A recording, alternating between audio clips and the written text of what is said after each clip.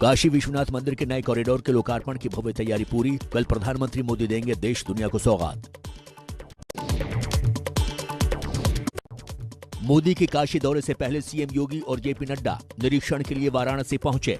कल काशी विश्वनाथ कॉरिडोर के उद्घाटन में शामिल होंगे। काशी विश्वनाथ कॉरिडोर के उद्घाटन पर वाराणसी के 8 लाख घरों में पहुंचाया जाएगा बाबा का प्रसाद। 15 जगहों पर तैयार हो रहे हैं बेसन के 25 लाख लड्डू। काशी में विश्वनाथ मंदिर परिसर के अंदर शोभा यात्रा कड़ी सुरक्षा के बीच मनाया जा रहा है जश्न। पीएम मोदी ने 2019 में काशी विश्वनाथ कॉरिडोर का शिलान्यास किया था। इस योजना पर करीब 900 करोड़ रुपए खर्च किए गए हैं। मंदिर से घाट पूरे परिसर को चौड़ा कर नए भवन, मंदिर और भोगशालाएं बनाई गई हैं। काशी विश्वनाथ मंदिर का आखिरी बार 1780 में महारानी अहिल्याबाई होलकर ने पुनर्निर्माण कराया था। इसके बाद 1853 में महाराजा रंजीत सिंह ने मंदिर के ऊपरी हिस्से के लिए गोल्ड प्लेट दान की थी। काशी में बीजेपी कार्यकर्ताओं ने चलाया स्वच्छता अभियान। सुबह सुबह कार्यकर्ता झाड़ू लेकर सड़कों पर उतरे। प्रधानमंत्री मोदी ने बैंक जमा राशि बीमा कार्यक्रम में जमाकर्ताओं को संबोधित किया। कहा, बैंक डूबने पर अब 1 लाख की जगह 5 लाख रुपए मिलेंगे। मोदी सरकार पर प्रियंका गांधी का हमला। केंद्र सरकार झूठ, लालच और लूट की सरकार है। सरकार सिर्फ कुछ लोगों के लिए काम कर रही है। कैसी सरकार होती है जिसका लक्ष्य होता है झूठ, लालच और लूट। और आज की जो केंद्र सरकार है वो यही दूसरी तरह की सरकार है। राहुल गांधी के हिंदुत्ववादी वाले बयान पर बीजेपी का वार। यूपी के उप मुख्यमंत्री केशव प्रसाद मौर्य ने कहा, 2014 में कमल नहीं खिला होता तो राहुल गांधी अपने आप को हिंदू नहीं मानते। विपक्ष को दृष्टि दोष और मानसिक दोष हो चुका है। 14 में अगर कमल नहीं खिला होता तो अपने को हिंदू भी नहीं कहते। आज उनको विवशता में भाजपा के विचारधारा को स्वीकार करना पड़ रहा है। हिंदुत्ववादियों पर हमले को लेकर बीजेपी का राहुल गांधी को जवाब। अमित मालवीय ने मनमोहन सिंह के बयान का जिक्र किया। मालवीय ने कहा, कांग्रेस नई मुस्लिम लीग बन गई। मोदी सरकार पर प्रियंका गांधी का हमला। केंद्र सरकार झूठ, लालच और लूट की सरकार है। सरकार सिर्फ कुछ लोगों के लिए काम कर रही है। कैसी सरकार होती है जिसका लक्ष्य होता है झूठ, लालच और लूट। और आज की जो केंद्र सरकार है वो यही दूसरी तरह की सरकार है। एटा में बीजेपी का बूथ अध्यक्षों का सम्मेलन। बीजेपी के राष्ट्रीय अध्यक्ष जेपी नड्डा ने दिया कार्यकर्ताओं को जीत का मंत्र। ये हमारी पार्टी है जो सबका साथ, सबका विकास, सबका विश्वास और सबका प्रयास लेकर के चलती है। एटा में बीजेपी के बूथ अध्यक्ष सम्मेलन में शामिल हुए जेपी नड्डा और सीएम योगी। योगी ने साधा विपक्ष पर निशाना। प्रधानमंत्री जी इसका शिलान्यास करेंगे, उस समय कहेंगे कि हमने भी सपना देखा था बनाने का, लेकिन बना नहीं पाए थे। अखिलेश यादव का योगी सरकार पर हमला। कहा, यूपी में झूठ और जुमले की सरकार है। जनता बीजेपी सरकार को हटाना चाहती है। एक तरफा उत्तर प्रदेश की जनता ने मन बनाया कि भारतीय जनता पार्टी को हटाना है, और जो जनता चाहती है बदलाव, उसको कौन रोक सकता है। अखिलेश यादव की मौजूदगी में आज बाहुबली हरिशंकर तिवारी के दोनों बेटे और भांजे समाजवादी पार्टी में शामिल हुए।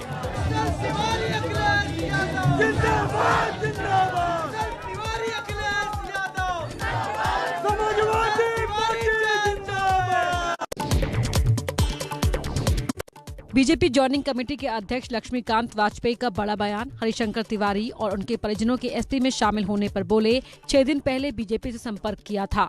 कोई कहीं शामिल हो, हमें कोई आपत्ति नहीं है, लेकिन भारतीय जनता पार्टी अपने यहाँ शामिल करने के मामले में स्क्रीनिंग कर रही है आए हुए लोगों के बारे में। यूपी चुनाव से पहले बीजेपी में शामिल हुए महाराजा सुहेलदेव सेना के राष्ट्रीय अध्यक्ष बब्बन राजभर अपने तमाम कार्यकर्ताओं और अपने दल के नेताओं के साथ भाजपा की सदस्यता ग्रहण की। यूपी के पिछड़ा वर्ग कल्याण मंत्री अनिल राजभर का ओपी राजभर पर हमला। कहा, राजभर समाज के दुश्मन उनके साथ गए। और जिससे महाराजा सुहेलदेव की लड़ाई हुई उसको सम्मान देने पहुंच जा रहे हो, तो उसी दिन हमने कहा कि भाई इनके बारे में तो कुछ सोचना चाहिए, समझ में नहीं आ रहा इनका डीएनए के। जेपी नड्डा ने अखिलेश यादव पर साधा निशाना, कहा यूपी में पहले प्रजातंत्र नहीं दंगा तंत्र था। सीएम योगी ने दंगा तंत्र को खत्म किया। ये प्रजातंत्र नहीं था, ये दंगा तंत्र था और इस दंगा तंत्र को समाप्त करके योगी जी ने यहाँ पर शांति, अमन, चैन और विकास की एक नई कहानी लिखी है। बीजेपी के साथ गठबंधन के भविष्य पर बोली अध्यक्ष अनुप्रिया पटेल, कहा भविष्य के बारे में अभी नहीं कह सकती, राजनीति संभावनाओं का खेल है और संभावनाएं कहीं भी ले जा सकती हैं।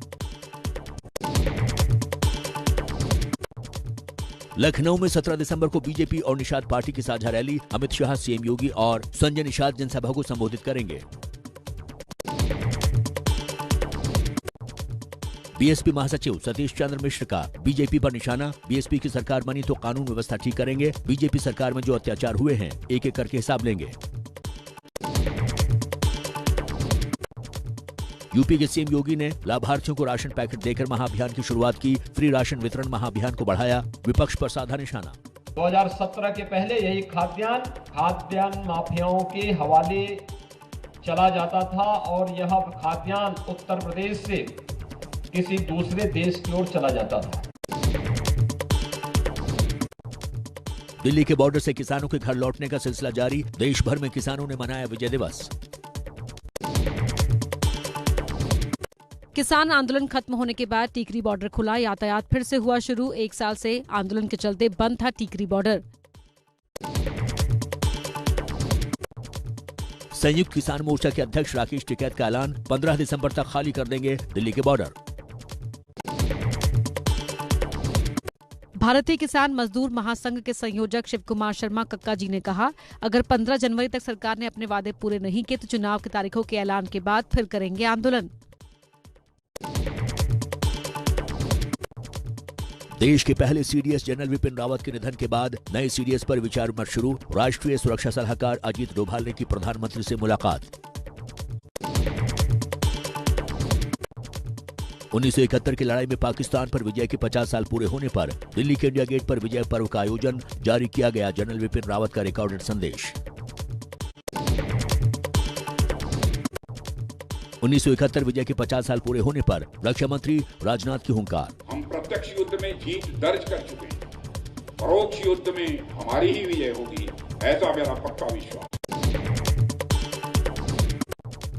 अवंतीपोरा के बरागाम इलाके में सुरक्षा बलों और आतंकवादियों के बीच मुठभेड़ में एक आतंकी ढेर।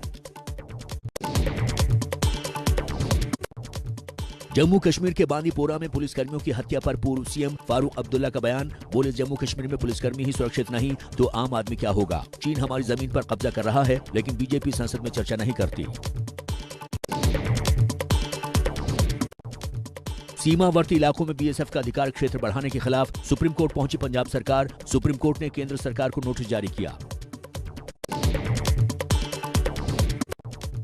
पीएम मोदी का पर्सनल ट्विटर अकाउंट थोड़ी देर के लिए हैक, अकाउंट से किया गया बिटकॉइन का ट्वीट चंद मिनट में हटाया गया। पीएमओ ने पुष्टि करते हुए कहा, हैकिंग के दौरान किए गए ट्वीट को इग्नोर करें।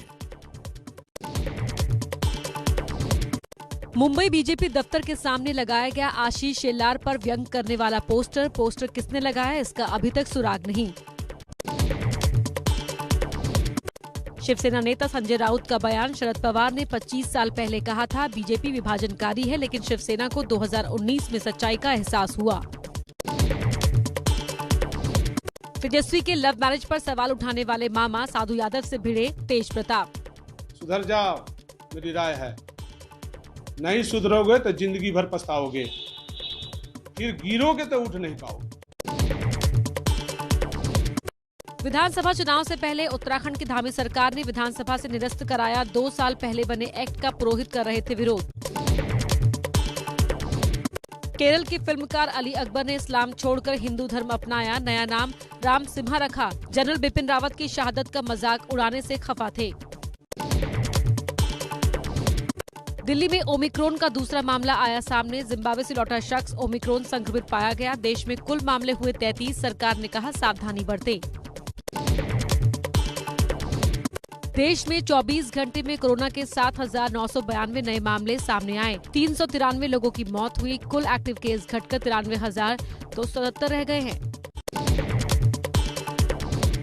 मध्य प्रदेश के रतलाम में 100% वैक्सीनेशन का काम पूरा। पूरी वयस्क आबादी को लगी दोनों डोज। सीएम शिवराज ने किया ऐलान। दिल्ली में दूसरे की स्कूटी उड़ाकर चेन स्नैचिंग करने वाला चोर सीसीटीवी की मदद से पकड़ा गया। मंदिर मार्ग और कनॉट प्लेस इलाके में कई वारदातों को अंजाम देने का आरोप। अनजान भक्त ने तिरुमला में भगवान वेंकटेश को चढ़ाया 3 करोड़ का चढ़ावा। 5 किलो सोने चांदी और हीरे से जड़ी मूर्ति भेंट की। जम्मू कश्मीर के राजौरी में यातायात के लिए फिर से खोला गया मुगल रोड। बर्फबारी की वजह से बंद था हाईवे। दक्षिण भारत के सितारे रजनीकांत का आज है 71वां जन्मदिन। चेन्नई में रजनीकांत के घर के बाहर जमा हुए रजनीकांत के चाहने वाले।